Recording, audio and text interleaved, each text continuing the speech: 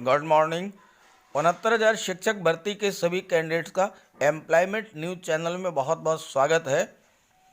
69,000 शिक्षक भर्ती के प्रथम चरण के 31,000 कैंडिडेट्स को विद्यालय भी आवंटित किए जा चुके हैं। आज 25 जनवरी को सेकंड लिस्ट के कैंडिडेट्स को भी विद्यालय आवंटित किए जा रहे हैं। अब आप गवर्नमेंट एम्प्लॉई हैं और आपको विभागीय नियमों की जानकारी होनी चाहिए। सबसे पहले और जो सबसे महत्वपूर्ण है वो ये है कि आपको कितनी तरह के और कितने दिनों का अवकाश देय है इसकी जानकारी होनी चाहिए। उत्तर प्रदेश में 3 लाख से अधिक शिक्षक बेसिक शिक्षा विभाग के प्राथमिक विद्यालयों में कार्यरत हैं, लेकिन शायद ही उन्हें लीव रूल्स के बारे में जानकारी हो। तो हम आपको इस वीडियो में यही बताने जा रहे हैं कि आप कितनी तरह के अवकाश ले सकते हैं और इसे कौन स्वीकृत करेगा, स्वीकृतकर्ता अधिकारी कौन है, इसके बारे में विस्तार से जानकारी हम इस वीडियो में देंगे आपको। तो ये जानकारी आप अपने सभी साथियों को भी शेयर कर दीजिएगा ताकि उन्हें भी इसकी जानकारी रहे और वो इसका लाभ ले सकें। तो चलिए वीडियो शुरू करते हैं। सबसे पहले आपको ये जानकारी होनी चाहिए कि आप जो भी अवकाश मांग रहे हैं उसे स्वीकृत कौन करेगा।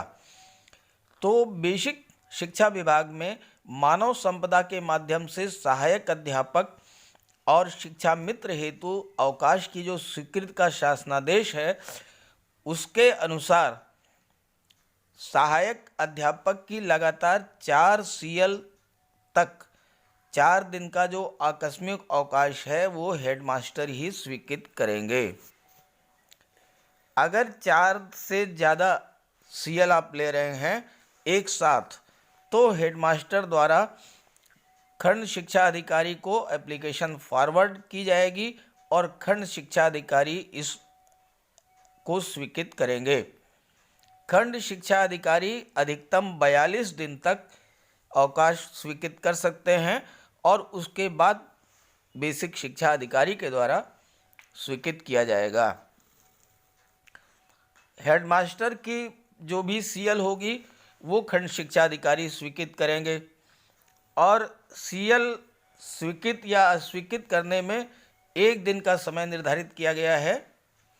अब ये बात अलग है कि प्रदेश स्तर पर ये एवरेज 100 दिन का समय लग रहा है, लेकिन नियमानुसार जो है CL आपकी 1 दिन के अंदर स्वीकृत या अस्वीकृत हो जानी चाहिए।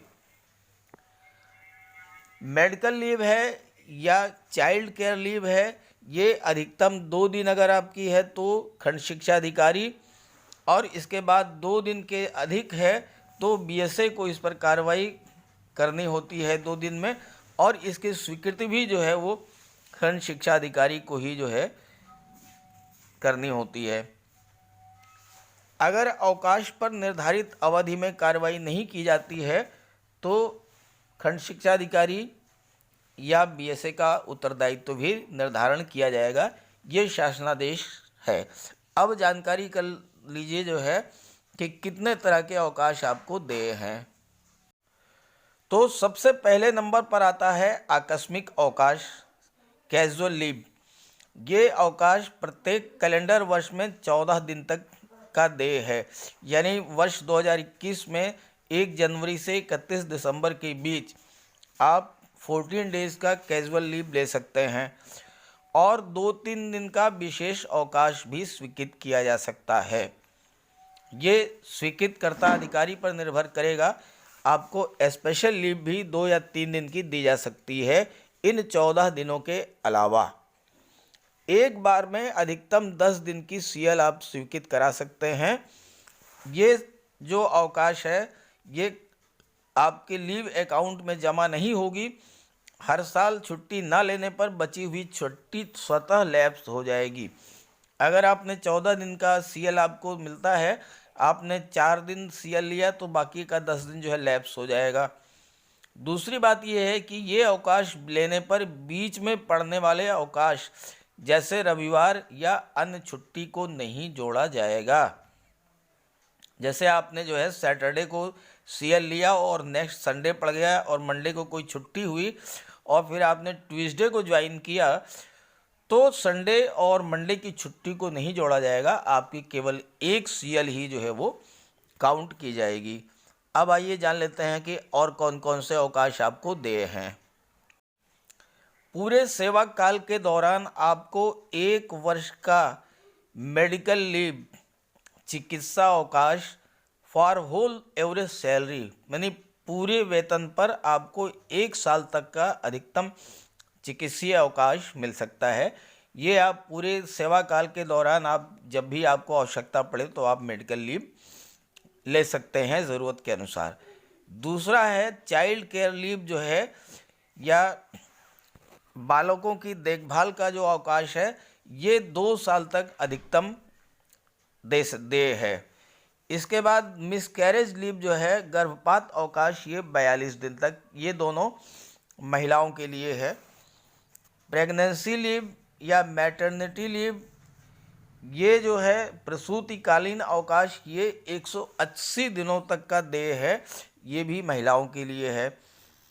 अर्न लीव जो है ये होती है 31 दिनों की, लेकिन 1 महीने की चूंकि आपकी गर्मियों में छुट्टियां रहती हैं, तो अर्न लीव केवल साल में 1 दिन की ही देय है।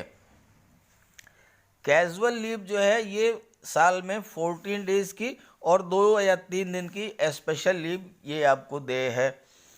इसके बाद आप 5 साल तक नॉन पेड लीव भी ले सकते हैं, यानी आप 5 साल तक आपको वेतन नहीं मिलेगा, लेकिन आप माने जाएंगे कि आप गवर्नमेंट जॉब पर हैं और आप जो है बिना किसी वेतन के 5 साल की छुट्टी ले सकते हैं।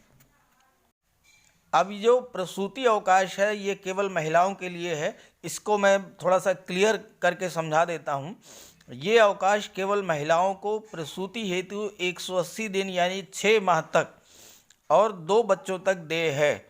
बच्चों के पालन पोषण हेतु 730 दिन तक यानी 2 साल तक पूरे वेतन पर 2 बच्चों तक अलग से देय है। ये 730 दिन का अवकाश बच्चों के 18 वर्ष की उम्र होने तक ड्यू रहेगी, यानी आप बच्चे जब तक 18 वर्ष के नहीं हो जाते हैं तब तक 730 दिन का अवकाश कभी भी ले सकती हैं। एक कैलेंडर वर्ष में 3 बार देय है, लेकिन एक बार में कम से कम 15 दिन की छुट्टी लेनी होगी।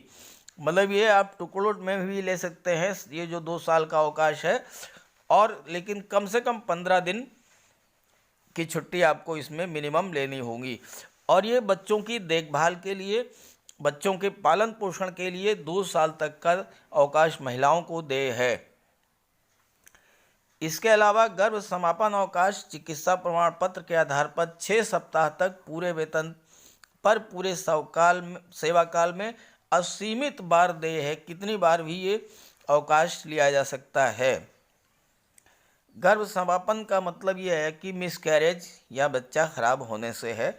ये शासनादेश संख्या 2/2017 दिनांक 8/12/2008 का शासनादेश है।